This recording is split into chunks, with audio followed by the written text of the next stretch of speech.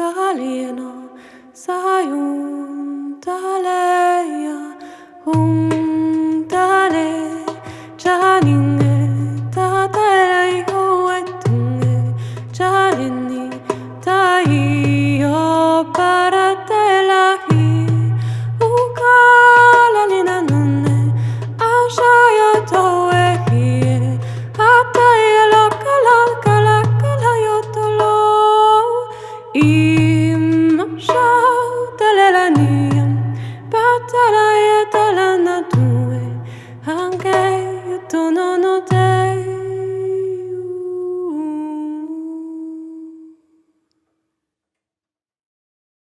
Marguerite laissa passer les fêtes de la Saint-Jean et de Marie et regagna sa maison du Béguinage à la Nativité de la Vierge alors que l'automne s'annonçait. Sa vie d'errance et son vol nuptial l'avaient émancipée de sa ville de Valenciennes et des murs d'église. Elle était devenue une femme libre qui échappait désormais à l'emprise du monde et de son siècle. Marguerite comprenait que Dieu l'avait toujours désirée ainsi, libre et affranchie de toute peine. En cela, elle se savait en vérité béguine. Une femme dont la vie lui était consacrée, sans vœux, ni voile, ni clôture. Une femme qui s'était libérée du devoir, de raison et des vertus pour louer dans un seul débordement d'amour. Une femme qui servait en reine et en épouse ce royaume du vivant tant ignoré des hommes. Simple et anéantie, elle était acquittée de ses erreurs et de son égarement, rendue à l'ivresse et à la liberté en Dieu. Affermie dans cet abîme du rien vouloir et du rien savoir, Marguerite se mit à quitter la mort à l'hôpital pour se tourner vers la vie. Elle remplaça la sœur apothicaire qui préparait les remèdes et les onguents pour soigner les maladies et les blessures. Très vite, elle sut tout des simples, ces herbes médicinales qui savent éloigner le mal. Elle développa toute une connaissance des plantes, des pierres et des épices qu'elle allait choisir par elle-même dans les jardins du Béguinage, dans la campagne et les forêts, au bord des lacs et des rivières, sur les étals des marchés. En se donnant aux plantes, aux pierres et aux épices, Marguerite prenait sa place dans le royaume du vivant. La fille de la Rhônelle, qui avait ouvert les livres saints, comme le livre de la vie et le livre de son âme, s'alliait dorénavant aux étoiles filantes, à l'ombre des sous-bois, aux rocs des montagnes, à la profondeur de la mer. En préparant les remèdes et les onguents, elle laissait faire sa chair, son cœur et son esprit de femme. Elle laissait faire ses mains et ses ocelles, conduite, guidée et enseignée par le vivant lui-même. À son image et à sa ressemblance, elle reliait ainsi les malades et les mourants à cette puissance de vie, de sagesse et d'amour que les hommes nomment Dieu. Ayant choisi la vie au plus profond d'elle-même, elle guérissait les corps infestés et gangrénés. La corruption n'avait plus de secret pour elle. Dans cette nouvelle charge, nombreux furent les regards qui virent en Marguerite une nouvelle Marie-Madeleine. Comme la sainte amoureuse du Christ qui délivre les captifs de la mort, elle portait dans ses mains, au chevet des malades, un parfum de grand prix. Comme Marie-Madeleine, elle lavait, embaumait et caressait de sa longue chevelure des pieds, mais aussi des mains, des genoux, des coudes, des dos, des poitrines, des tibias. Elle se savait comme une main donnée par laquelle le vivant relevait et justifiait en lui. Ses remèdes et ses onguents venaient d'un seul désir, le désir de Dieu d'assembler son troupeau et de porter sur ses épaules les brebis perdues et égarées. Elle guérissait pour rendre chacun à la vie.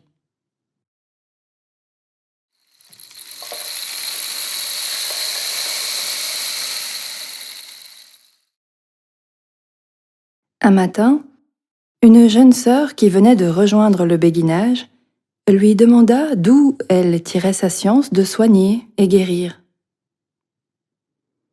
Marguerite lui répondit que tout était une question de clairvoyance sur la nature des âmes, ce mystère confié à nos corps de chair. Que toutes les âmes affrontaient en cette présente vie bien des périls, mais que créées, elles pouvaient être à chaque instant recréées. Qu'elles pouvaient être baignées dans le royaume du vivant, conduites vers l'amant, enseignées par l'aimé, relevées et sauvées par amour. Et voilà, Marguerite d'expliquer à sa jeune sœur au milieu de ses plantes, de ses pierres et de ses épices, au milieu de ses remèdes et de ses onguents, que les âmes, en cette présente vie, pouvaient périr, se perdre ou s'anoblir. Qu'il y avait autour d'elle, dans cette salle voûtée d'hôpital qu'est l'Église, des âmes péries, des âmes égarées, et des âmes simples et anéanties. Que l'apothicaire qui triait le bon grain de l'ivraie avait sur ses étagères 3 pots où ranger les âmes en attente du ciel. L'âme périe, c'était l'âme morte à la vie, qui ne connaissait pas amour et ne louait pas le vivant. Une âme sèche et sans racines, qui retournait à la poussière et se nourrissait de paille. L'âme égarée, c'était l'âme chercheuse de Dieu, qui était travaillée par amour et mendiait la lumière de la connaissance.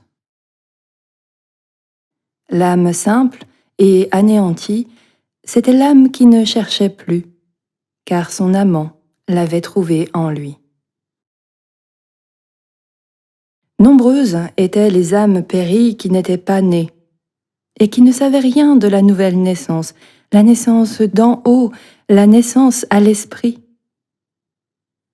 Comme des bras morts asséchés, elles n'étaient plus irriguées par les eaux vives et poissonneuses d'amour. Ces âmes se nourrissaient de croyances, de morale, de raison et des vertus. Elles devaient. Il fallait qu'elles doivent. Elles habitaient sur terre, mais elles n'étaient pas vivantes, changeantes, aimantes, virevoltantes. Ne sachant rien de Dieu, elles enfermaient la vie dans des coffrets de métal, des pensées raisonnables, des prières récitées sans connaissance, amour ni louange. Elles parlaient beaucoup, mais elles ne disaient rien. Ne s'étant jamais jetées dans le fleuve de vie, elles menaient un quotidien fermé à tout éclair, à tout ravissement, à toute lumière. En bien grand péril étaient les âmes égarées. Désireuses de venir à la lumière, elles étaient en travail et accouchement d'elles-mêmes. mais ne savait pas naître, faute de s'abandonner en toute confiance au voile de la volonté d'amour. Pour descendre le fleuve jusqu'à la haute mer, elles cherchaient et mendiaient leur chemin. Parfois elles savaient, parfois elles aimaient, parfois elles louaient. Ou plutôt, elles sentaient ce parfum de connaissance, d'amour et de louange qui se diffuse dans l'air autour des âmes simples. Désorientées, elles savaient qu'elles avaient perdu le sens de leur vie, mais que le vivant les attendait au tournant et qu'il y avait devant elles un carrefour. Un carrefour qui menait au bonheur ou au malheur, à la vie ou à la mort. Et puis, il y avait les âmes simples et anéanties. Jésus-Christ n'avait-il pas dit à ses disciples « Recherchez le royaume de Dieu, le reste vous sera donné par surcroît » ? Certes, Sainte Église la Petite inculquait la vie droite, morale et vertueuse. Mais il ne s'agissait pas tant de faire des œuvres des vertus que de croître dans le désir d'amour, vivre en Dieu. En ce siècle de seigneurie, l'époux désirait des âmes nobles, de haut lignage, des âmes acquittées de leurs dettes et quittes de leurs fautes. Des âmes qui ne traînaient plus derrière elles la poussière de leurs pas et le boitement de leurs faux pas. Des âmes qui, affranchies de l'esclavage d'elles-mêmes et du joug de raison, ne vivaient plus par devoir une vie vertueuse, mais s'étaient données à amour qui est la source de toutes les vertus. Soigner les chairs, les cœurs et les esprits, c'était sauver les âmes.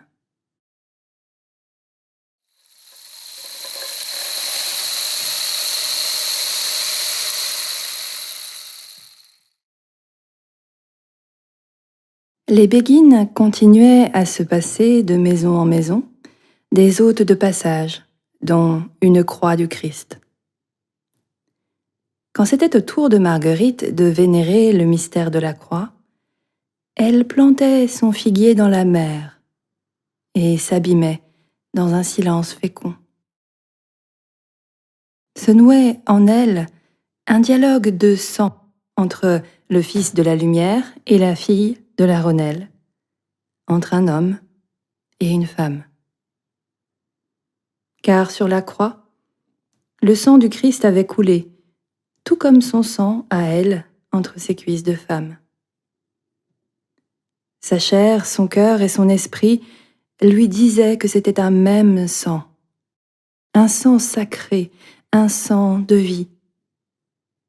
Celui qui purifie le ventre des femmes pour qu'elles puissent enfanter, et celui qui purifie les blessures de l'humanité pour que vivent les générations. Un même sang pour sauver le genre humain à travers les âges. Un même sang pour donner vie et faire toute chose nouvelle. Marguerite, en épouse du Christ, aimait communier au corps et au sang avec ses sœurs les jours de grandes fêtes. Elle sentait que le sang du Christ n'agissait pas en sa chair, son cœur et son esprit comme son corps. Tout comme amour se donnait à elle en surabondance dans sa chambre nuptiale, le sang du Christ était donné en surabondance sur la croix.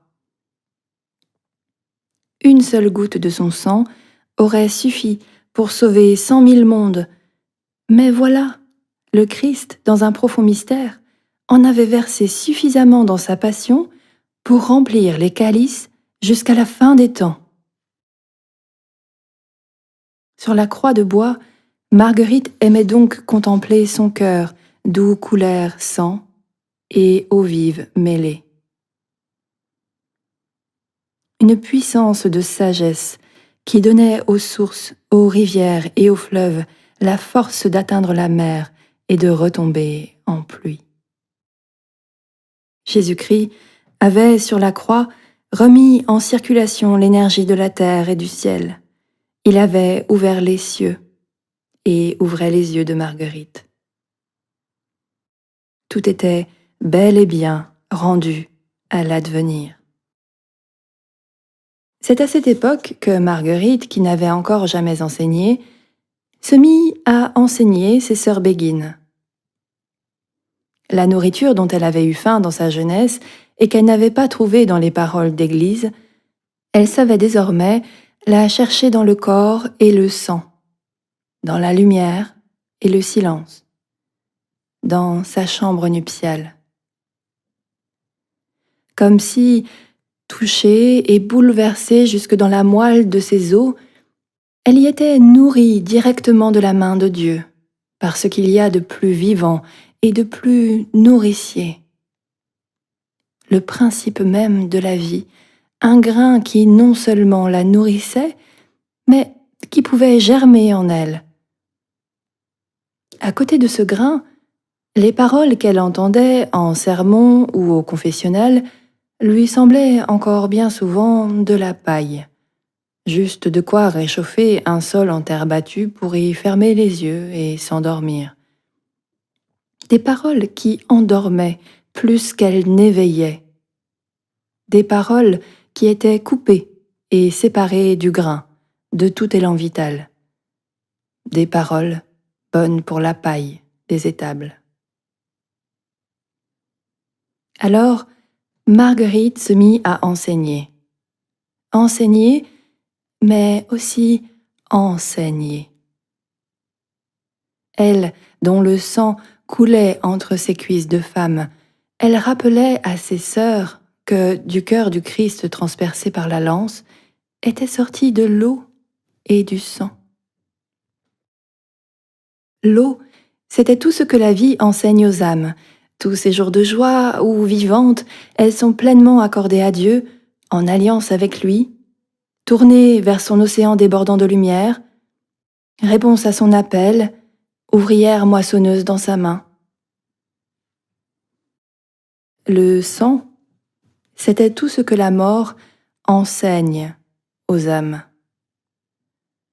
Tous ces jours de tristesse où la mort en elles souffrent de leurs blessures sanglantes et purulentes.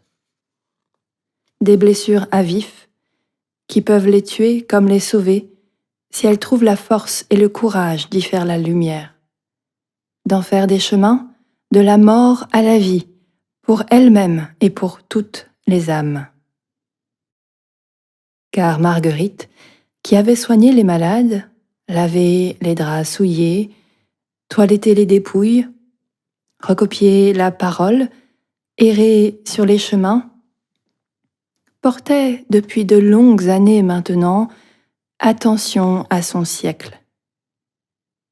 Elle entendait son temps par l'oreille de son cœur. Attentive à son silence et à ses paroles, attentive à ses demi-mots et à ses non-dits, attentive à ce qu'il taisait de lui-même, à ses propres oreilles et aux oreilles de tous. Le soupçon d'hérésie était devenu monnaie courante avec son cortège de calomnies et de dénonciations. Les bûchers de l'Inquisition enflammaient les villes et les campagnes. Ce climat de ténèbres et de mort semblait à Marguerite agir comme une araignée qui tissait sa toile pour capturer sa proie, puis qu'il l'entourait d'un cocon pour mieux l'aveugler, l'étouffer, la faire taire. Il lui fallait rendre la vue aux aveugles, rendre le souffle aux asphyxiés, rendre la parole aux taiseux. Et pour cela, écouter, entendre, enseigner et enseigner. Oui, le seul remède à cette noirceur d'âme qui semblait gangréner son temps et fermer la porte du royaume du vivant était de laisser couler l'eau et le sang du cœur du Christ. Enseigner, et enseigner. Donner au mal, aux ténèbres et à la mort leur juste place, pour qu'ils ne viennent pas prendre toute la place dans les chairs, les cœurs et les esprits, pour qu'ils ne viennent pas nuire à la moisson des âmes. L'ivraie et le bon grain étaient à assembler sous un même regard. Le regard de ce vivant qui prenait toutes les âmes par la main pour les conduire par ses eaux vives vers le large. Le mystère de la croix n'était-il pas d'être l'éclipse du soleil véritable, une éclipse qui avait résonné par tout l'univers? Il fallait aux Béguines offrir leur écoute et la résonance de leur prière à cet instant de sidération de l'univers où le chant de louange du vivant avait été comme suspendu. L'arbre de vie portait trace en lui de ce passage par la mort, mais il était vivant. Et la croix était un mystère.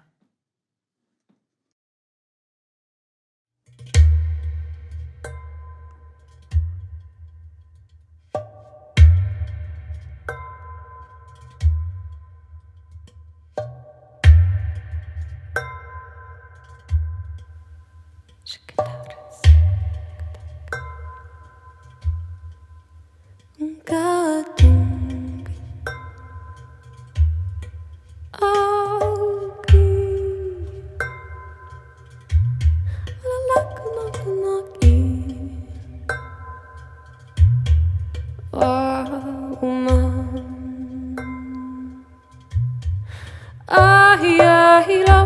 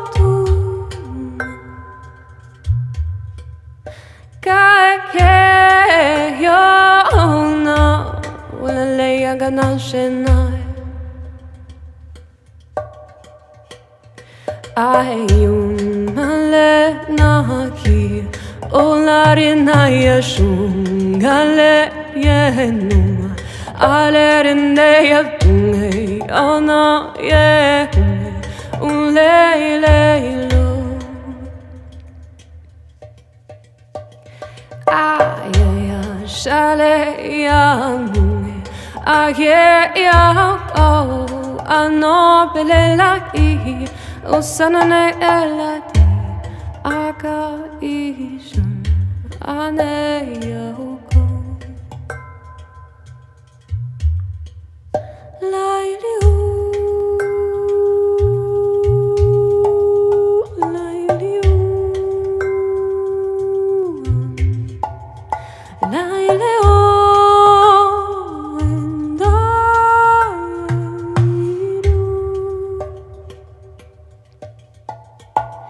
Laila